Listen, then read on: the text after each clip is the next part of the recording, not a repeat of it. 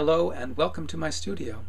In this video I will be shining just a little bit of light on my art making process. To me personally, I find those stories that lie beneath the piece of art to be incredibly interesting. Where the artist lives, the concepts, the thinking, the hows, the whys, all this to me is incredibly fascinating. Bill Traver, a Seattle art dealer, had once said to me that art was the residue of what an artist is thinking. I think that's true. However, I'd like to rephrase that just a little bit. I see it more as art is the cream that rises to the top of not only how an artist is thinking, but how they're living, how they're dancing with life. So I'd like to share with you just a little piece of my art making process and how I dance with creation.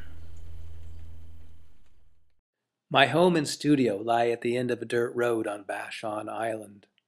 I moved here 10 years ago from the city to immerse myself in nature.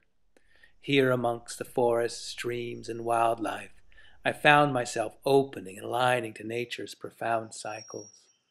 I found that the solitude became a meditation, connecting myself to the depths of my own being.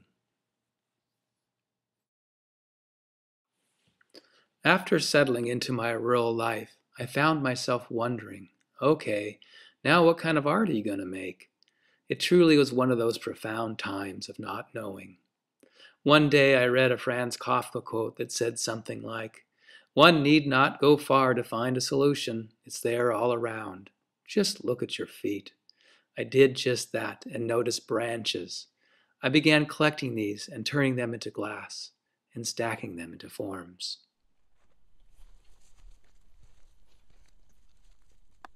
My art begins by traveling into the woods that surround my studio. Here, I begin gathering branches that have fallen as gifts from the trees.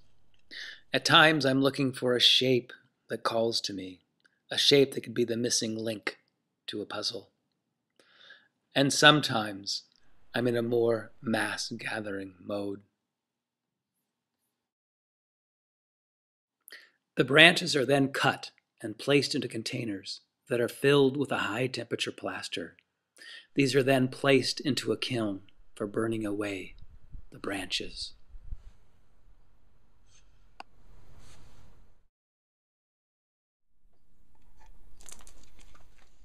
Now with the molds cooled down to room temperature, they are removed to be filled with molten glass at a later time.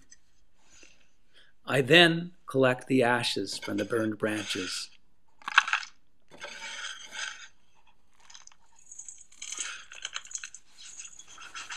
These are then mixed with seeds that I have collected from the garden.